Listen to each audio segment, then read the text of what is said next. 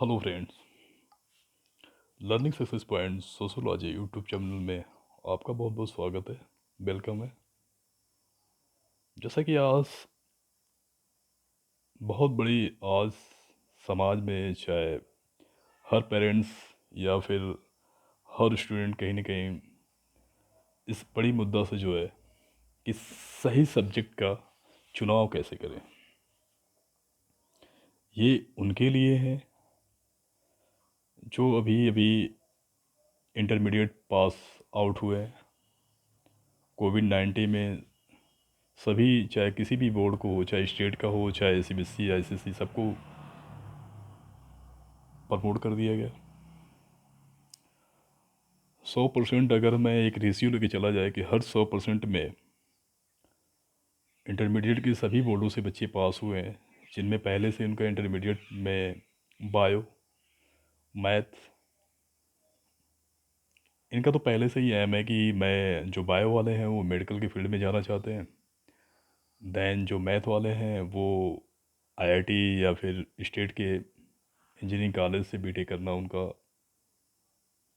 M है, जो कि वो तैयारी चले जाते हैं, 1-2 साल तैयारी के लिए भी चले जाते हैं जिसका आईआईटी में ख्वाब है। अब बचे कुछ बच्चे जो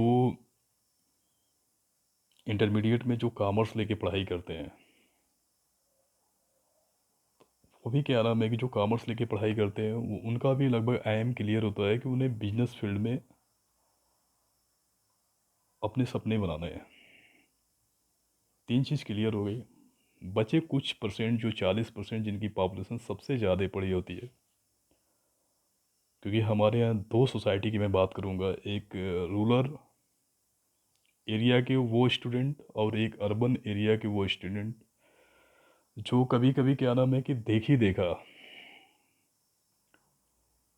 सब्जेक्ट ले लेते हैं, 3 साल घिसते रहते हैं और उन्हें समझ में नहीं लास्ट में आता है कि हमारे नंबर्स क्यों कम है, हमारा जो इंटरेस्ट है वो दिन पर दिन घटता जा रहा है और आगे चल के वो फ्रस्ट्रेट हो जाते हैं। उन ऐसे बच्चों को अगर जिनको डिग्री लेना है, क्योंकि जो दो बच्चे हुए बायो और आर्ट साइंस से वो क्या नाम है यूजी करते हैं, लेकिन जिनके पेरेंट्स पहले से ही पढ़े लिखे हों, कहीं ना कहीं वो जॉब कर रहे हो, गवर्नमेंट जॉब हो चाहे प्राइवेट जॉब हो, अच्छे पद पे, तो उनको थोड़ा मोड़ा पहले से पता होता है कि हमारा बच्चा किस फील्ड में जाना चाहता है। वो बातचीत करते हैं खुल के। जिनके पेरेंट्स नहीं पढ़े लिखे हैं उन्हें क्या पता है कि हमारा बच्चा, बस इतना पता है कि हमारा बेटी बेटा जो भी पढ़ना चाहते हैं मुझे पैसा देना है, बस पढ़ाई करते रहे। वैसे बच्चों की संख्या देखा जाए तो चाहे रूरल एरिया हो चाहे अर्बन एरिया हो, क्योंकि पढ़ाई इतनी सस्ती भी नहीं है, बहुत कास्टली हो चुके हैं। उसके बाद भी एक तो 3 साल का समय बर्बाद होना, फिर उसके बाद आगे का प्रोसीजर, उन्हें किस फील्ड में जाना है, लास्ट में वो कुछ नहीं समझ पे आता है उनको। तो ये बस कहना चाहता हूँ कि उन बच्चों को अगर जिनको डिग्री लेना हो, सबसे पहले तो उन बच्चों के लिए मैं बता रहा हूँ जिनको डिग्री लेना हो, यूजी पीजी करना हो, उन्होंने एम, क्योंकि आर्ट साइंस की जो ह्यूमैनिटीज़ एंड सोशल साइंस के लगभग 90% जो बच्चे होते हैं, या तो सिविल में जा, सिविल की तैयारी, तो सिविल तैयारी के लिए आप 6 साल 7 साल 8 साल समय लगाते हो। नहीं, अगर आपके फैमिली वाले अफोर्ड कर पाते हैं तो फिर आप प्राइमरी के टीचर से लेके और हायर में असिस्टेंट प्रोफेसर के लिए आप तैयारी करते हैं, क्योंकि असिस्टेंट प्रोफेसर के लिए भी आपको UG PG then net JRF, उसके बाद पीएचडी, कुल मिला के 10 साल का ड्यूरेशन हो जाता है। या तो फिर प्राइमरी के टीचर के लिए आप यूजी करके बाद बीएड या बीटीसी करके बाद उसके बाद टेट या सुपर टेट की तैयारी करके आप टीचर हो जाते हैं। अगर आपको नहीं समझ में आता है, उन पेरेंट्स के लिए है जिनके मम्मी पापा कम पढ़े लिखे हों, अपना जो भी जैसे भी जीवन निर्वाह कर रहे हैं, चाहे बिजनेस के माध्यम से कर रहे हो, चाहे किसी प्राइवेट कंपनी में आप वर्कर के रूप में काम कर रहे हो, उन बच्चों के लिए स्पेशली मैं ये कहना चाहता हूँ कि वो अपने जो सपने एज अ सब्जेक्ट का जो चुनाव होता है, अपने इंटरेस्ट गोल ओरिएंटेड जैसे फॉर एग्ज़ाम्पल के लिए कि अगर आपको सोसाइटी में बहुत ज़्यादा इंटरेस्ट है, फैमिली से बहुत ज़्यादा प्यार है, आप समाज में एक दूसरे का क्या नाम है कि जो नियम कानून जैसे हमारी जो ट्रेडिशंस है, वॉकवेज है, मोर्स है, कल्चर है, ये जितने प्रकार के हैं जो एक डोर से दूसरे डोर को बांधने का काम करते हैं। हम इसलिए कहना चाह रहे हैं कि जो परिवार है, परिवार में आपसे बहुत ज़्यादा जुड़ाव है, चाहे वो भाई बहन हो, चाहे माँ बाप हो, चाहे अंकल आंटी हो, कोई भी रिलेशनशिप हो। अगर आपको इंटरेस्टेड है तो इस टाइप से आप सब्जेक्ट का चुनाव कर सकते हैं। तो इस टाइप से आप चाहे तो सोशोलॉजी को लेके, क्योंकि मैंने बताया कि ये आपका इंटरेस्ट है, जो आपका इनर हार्ट कहता है वो इंटरेस्ट है कि जुड़ाव एक है, इस माध्यम से भी आप सब्जेक्ट का चुनाव कर सकते हैं। दूसरी बात, क्योंकि 3 सब्जेक्ट लेना होता है और सेंट्रल यूनिवर्सिटी के थोड़ा सा नाम अलग है, और स्टेट यूनिवर्सिटी में आज भी 3 सब्जेक्ट लेके चला जाता है, फाइनल ईयर में 2 सब्जेक्ट, जिससे बाद में भविष्य में अगर आपको टीचर बनना है तो फिर टीजीटी का एग्ज़ाम भी देना है, सब चीज़ को ध्यान में रखने होते। इस तरह क्या नाम है कि एक तो मैंने सोशोलॉजी के बारे में बताया। दैन दूसरी सबसे बड़ी बात है कि जैसे आपको नेचर से बहुत ज़्यादा प्यार है, नेचर में बहुत ज़्यादा इंटरेस्टेड है, ट्रेवलिंग को लेके आप ज़्यादा बहुत शौकीन है, तो ऐसे में क्या नाम है कि ज्योग्राफी को लेके आप कर सकते हैं। अगर आपको और भी जैसे ये है कि जो हमारे दर्शंस हैं, जैसे बुद्ध हो, ठीक है,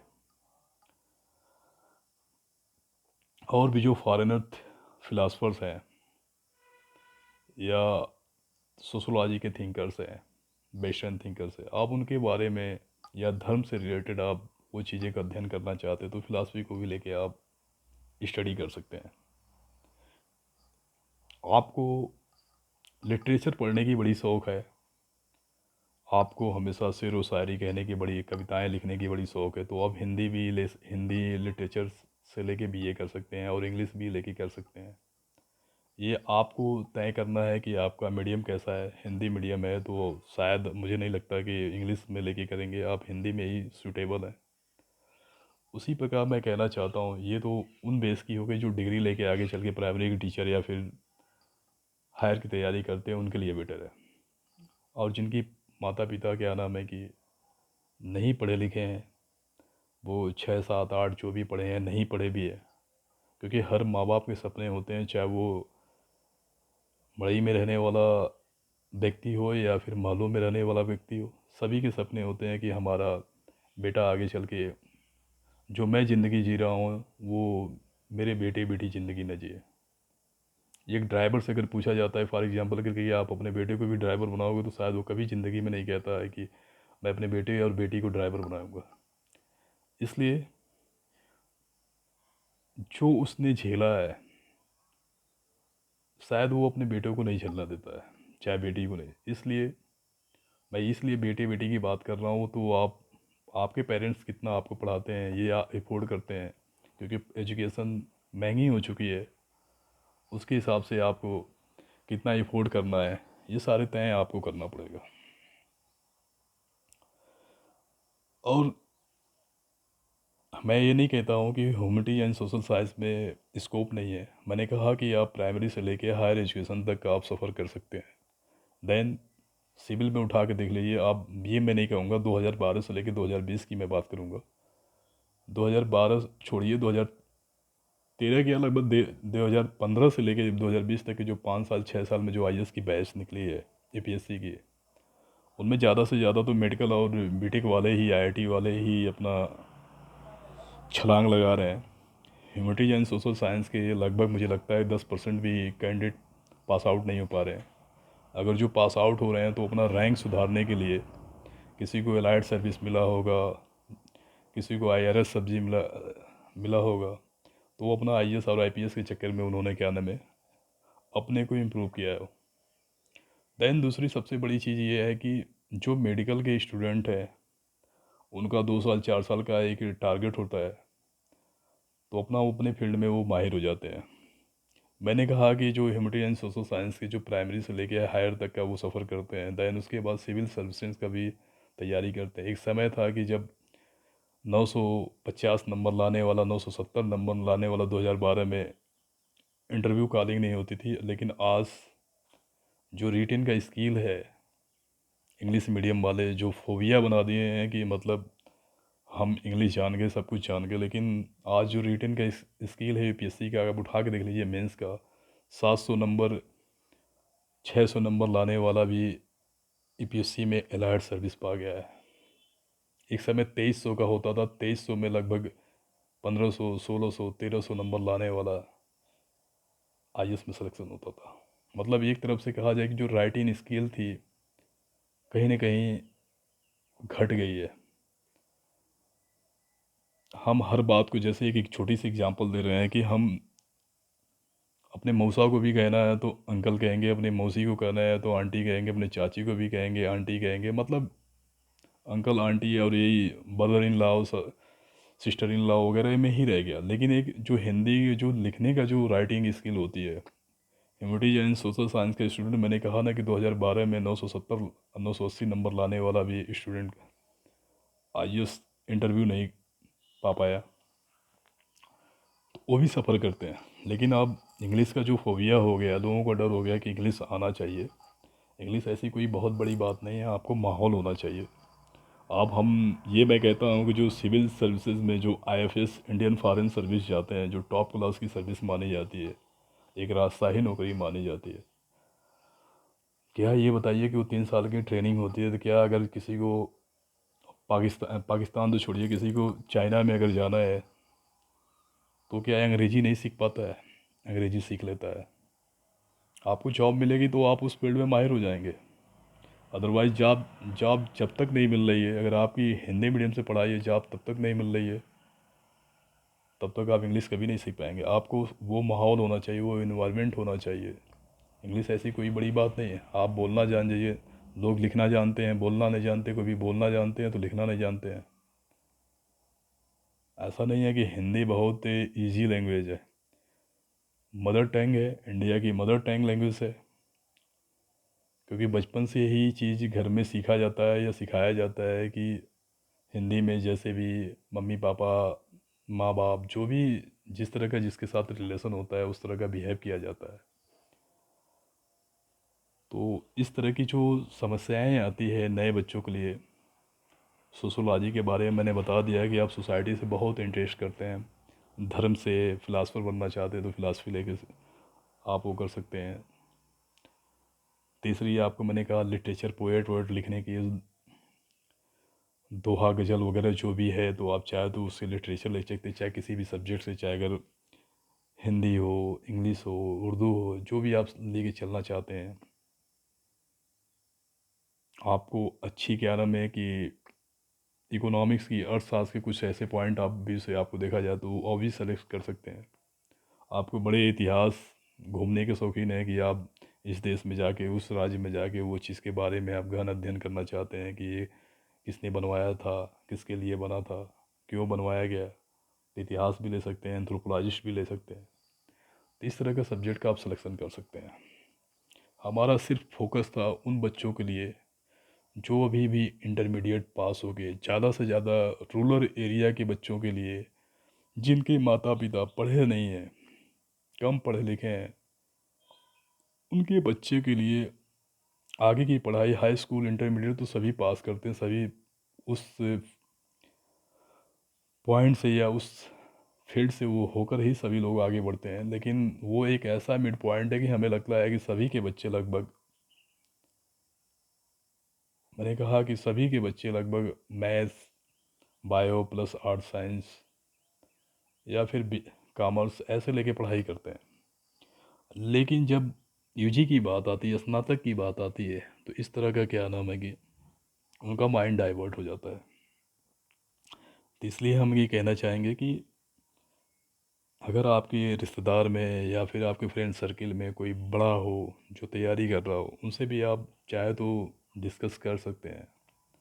और उन माँ बाप को भी मैं ये कहना चाहूँगा, उन पेरेंट्स को भी कहना चाहूँगा कि जिनको अगर कुछ नहीं आता है, पैसे इन्वेस्ट करना चाहते हैं, अपनी गरीबी से दूर हटना चाहते हैं, क्योंकि पढ़ाई एक ऐसा माध्यम है जिसके बदौलत चाहे तो आप कुछ भी कर सकते हो।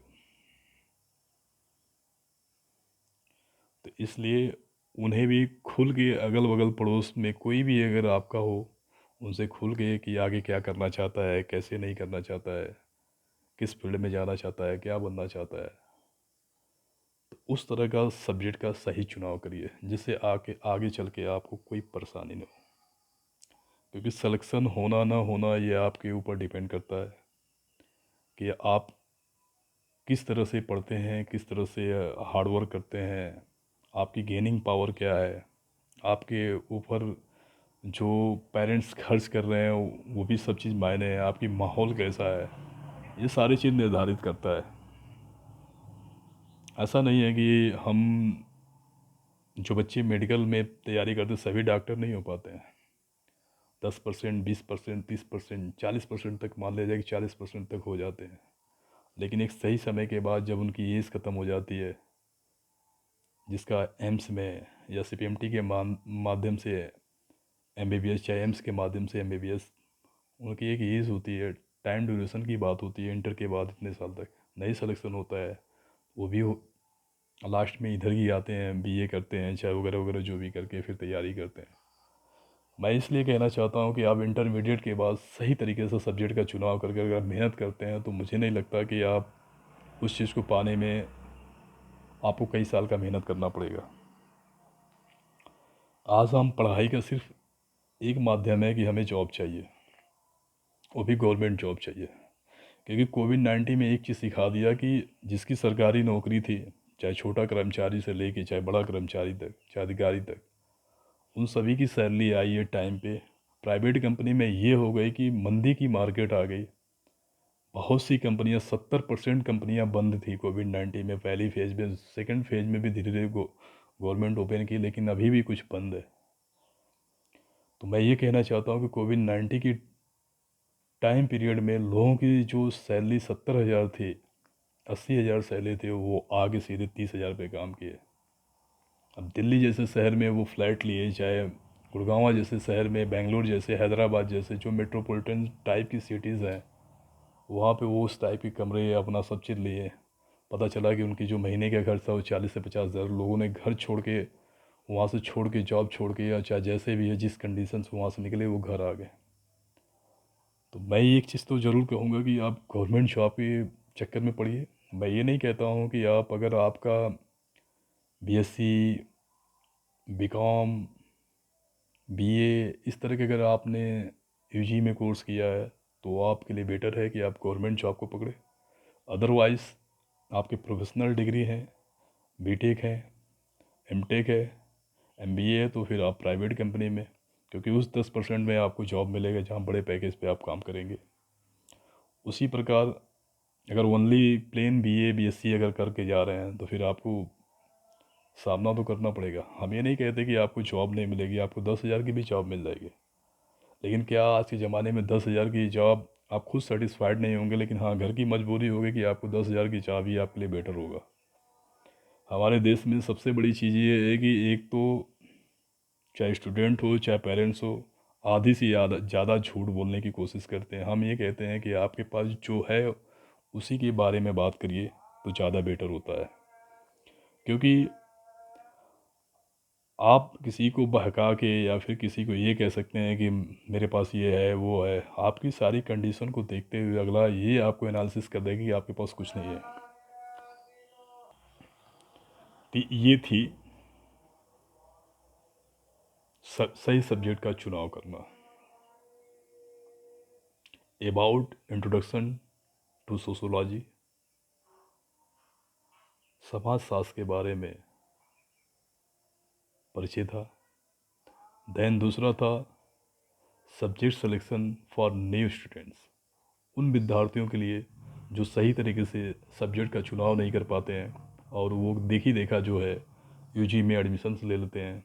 बाद में वो 3 साल में पता चलता है कि उस सही सब्जेक्ट में उनका इंटरेस्ट भी नहीं है और मार्क्स भी कम आया, और आगे चल के वो न इस घाट के हुए न उस घाट के हुए, और शायद वो फ्रस्ट्रेट ही होते हैं, कुछ हो नहीं पाता है। लास्ट में वैसे स्टूडेंट लास्ट में या तो बीएड करते, बीटीसी करते, फिर तैयारी करते, फिर वो समय निकल जाता। तो मेरा कहने का मतलब ये है कि देखिए, जब आपकी सिलेक्शन होती है तो मेरिट बनाई जाती है, चाहे वो प्राइमरी की जॉब हो, चाहे कोई भी मेरिट बनाई जाती है तो उसमें आपको काम करना पड़ता है।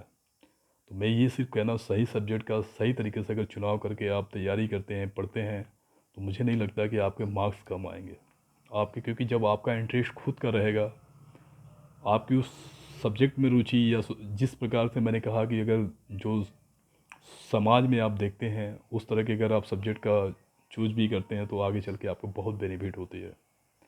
तो मैं 100% दावा करता हूँ कि अगर इस तरह का भी सब्जेक्ट लेते हैं, क्योंकि मैं इसलिए कहानी बता रहा हूँ कि मैं भी उस तरह से फील्ड में इन्वॉल्व था, क्योंकि मेरी भी बैकग्राउंड साइंस ही थी। मैंने साइंस में ही अपने ड्रीम को फॉलो किया था, बट कुछ ऐसी कंडीशंस आई जो मुझे आर्ट एंड ह्यूमैनिटीज़ में भी कदम रखना पड़ा। फिर आगे चल के मैंने तैयारी किया, क्योंकि मुझे प्राइमरी का टीचर नहीं बनना था, ये मेरा खुद का एम था, छोटे बच्चों को नहीं पढ़ाना था। इसलिए मैंने इस फील्ड में कदम रखा और आगे चल के मैंने वही सब्जेक्ट का चुनाव किया जिस प्रकार मैंने आपको बताया कि अगर मुझे फाइनल ईयर में कम्बिनेशन सब्जेक्ट नहीं बनाना है, क्योंकि मुझे टीजीटी नहीं देना है, बीएड नहीं करना वगैरह जो भी है। फिर उसके बाद मैंने अपना सब्जेक्ट उसी हिसाब से लिया जिस हिसाब से मैंने आपको बताया कि अगर आप सोसाइटी के परिवार फैमिली अच्छा लगता है, कल्चर अच्छा लगता है, इस बेस पे मैंने सोशोलॉजी दिया। एजुकेशन एक ऐसा सेक्टर है कि आप इस माध्यम से आप फर्श से अर्श पे जा सकते हैं। एजुकेशन से माध्यम से आप आईएएस भी बन सकते हैं, एजुकेशन के माध्यम से आप चपरासी भी बन सकते हैं, एजुकेशन के माध्यम से आप कुछ भी नहीं बन सकते, लेकिन आप सोसाइटी में आप अच्छे रोल अदा कर सकते हैं। तो वो चीज़ मैंने कहने का सिर्फ यही मेरा तात्पर्य था कि उस हिसाब से मैंने भी लिया। नेचर मुझे बहुत पसंद था, घूमने के बड़े शौकीन थे। जानवर जो थे, चाहे वो जंगल के जानवर हो चाहे कोई भी जानवर हो, मुझे बहुत पसंद था। इस हिसाब से मैंने ज्योग्राफी लिया। देन पीजी किया सोशोलॉजी में। फिर उसके बाद मैंने जेआरएफ ही निकाला। जेआरएफ आज से 10 साल 12 साल 13 साल पहले का मैंने जेआरएफ निकाला। देन पीएचडी किया वगैरह। आज भी मैं टीचिंग में हूँ, लेकिन कहने का ये है कि मैं आज जो सब्जेक्ट का चुनाव किया था, किसी के कहने पे नहीं किया था, अपने मन से किया था। नहीं तो मेरा तो ज़्यादा से ज़्यादा एम फिजिक्स और मैथ्स में इंटरेस्ट था। उसके बाद भी मैंने सब कुछ सही तरीके से किया और आगे चल के मुझे हर स्टेप पे मुझे, मैं ये गर्व से कहूँगा कि मुझे हर स्टेप पे मुझे सफलता मिलती जा रही है। और एक चीज़ तो तय ज़रूर है कि जिसकी जब बच्चा गर्भ में आता है तो उसकी 3 चीज़ें लिखी दी जाती है। कब शादी होगी, कब उसके गोल्डन भाग खुलेंगे, कब उसकी मृत्यु तय होगी। ये 3-4 चीज़ें जो होती पूर्व निर्धारित होती है। जैसे ही बच्चा गर्भ में आता है वैसे ही निर्धारित करती है। सभी को जॉब मिलेगी, सभी को उसकी एलिजिबिलिटी के आधार पे जॉब मिलेगी। कंडीशंस ज़्यादा हैं, टर्म्स ज़्यादा हैं। इसके पीछे ये है कि एक सीट पे लाखों लड़के तैयारी करने वाले हैं। मेरिट बढ़ रही है, आप कितना फील्ड में बैटिंग करते हैं ये आपके ऊपर डिपेंड करता है कि आप डेली टेस्ट खेलते हैं या साल भर में टेस्ट खेलते हैं। क्योंकि इससे पहले भी मैंने एक वीडियो बनाया था एग्ज़ाम के दृष्टि से कि हमारे यहाँ जो तैयारी करने वाले स्टूडेंट हैं वो 3 प्रकार के होते हैं। तो उसके बारे में मैं चर्चा नहीं करूँगा, क्योंकि उससे पहले भी वीडियो इस चैनल पे उपलब्ध है, आप चाहे तो देख सकते हैं, नहीं होगा तो इन फ्यूचर। क्योंकि ऐसे ही मोटिवेशन वीडियो डालना है, क्योंकि आज हमारे देश में मैंने कहा कि परसेंटेज उनकी सबसे ज़्यादा है जो आज सही तरीके से सही समय पे सही सब्जेक्ट का सिलेक्शन नहीं कर पाते हैं। जो आगे चल के 3 साल 4 साल में वो फ्रस्ट्रेट ही होते हैं और कुछ ही नहीं होता, उनका मेरिट भी नहीं होती है और लास्ट में वो डिस्टर्ब भी होते हैं।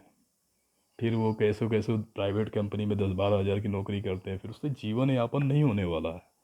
वो तो सिर्फ अपने जीवन को समाज से बचने के लिए इस तरह का उपाय करते हैं। क्योंकि आप सोचिए कि आपके ज़माने में अगर इतना एजुकेशन इतनी महंगी है तो आने वाले समय में एजुकेशन कितनी महंगी होगी। आपको लाइफ सर्वाइव भी करना है, मकान भी बनाने हैं, सब कुछ करना है। क्योंकि आप इंसान हो तो सब कुछ करोगे, शादी ब्याह होगी, कल पेरेंट्स बनोगे, लेकिन अगर यही अवस्था रहेगी तो आगे चल के आप अपने बच्चों को क्या दोगे। इसलिए कोई भी जल्दबाजी मत करिए, किसी की देखी देखा मत लीजिए। हमारे साथ के ही बच्चे थे, हमारे साथ के ही जो हमारे मित्र थे, बहुत लोगों ने हाई स्कूल इंटर तक ही पीछे छूट गए, बहुत लोगों ने फेल हुआ, फील्ड चेंज किया, कुछ नहीं किए, लास्ट में हुआ। लेकिन हम आप सही तरीके से अगर पढ़ाई करेंगे, सही तरीके से मेहनत करने वाले हो, तो हमें 100% मैं चैलेंज के साथ कहता हूँ कि आप आगे बढ़ोगे। तो ये थी आज की सबसे बड़ी टॉपिक के बारे में कि about introduction to sociology, then subject selection for new students के लिए, स्पेशली फॉर उन स्टूडेंट के लिए जो इंटरमीडिएट पास आउट हो चुके हैं। तो ये मेरा टॉपिक रहेगी। शायद मैंने वीडियो ज़रूर बनाया था 6-7 मिनट की, बट मुझे खुद सेटिस्फाइड ही नहीं। एक तो लाइट कट गई, या फिर उसके बाद भी हमारी नेटवर्क इतनी स्लो चल रही थी जो बार बार एयरप्लेन हो गई। फिर मुझे लगा कि इस वीडियो को एक अच्छी तरीके से बना के अपलोड करने लायक है, तो मैं आज इस पे बना दिया। Thank you so much. आप सभी का दिन अच्छा हो और आपके सपने साकार हो। जब सही सब्जेक्ट का चुनाव करेंगे तभी, अदरवाइज़ मोर स्टडीज़ मोर कन्फ्यूजन, ये कहीं ना कहीं ज़रूर लागू होता है। क्योंकि हमारे जो ग्रामीण परिवेश है, कहीं ना कहीं ये बच्चे सबसे ज़्यादा सही सब्जेक्ट का चुनाव नहीं कर पाते हैं। ये उनके लिए स्पेशल वीडियो है। Thank you so much.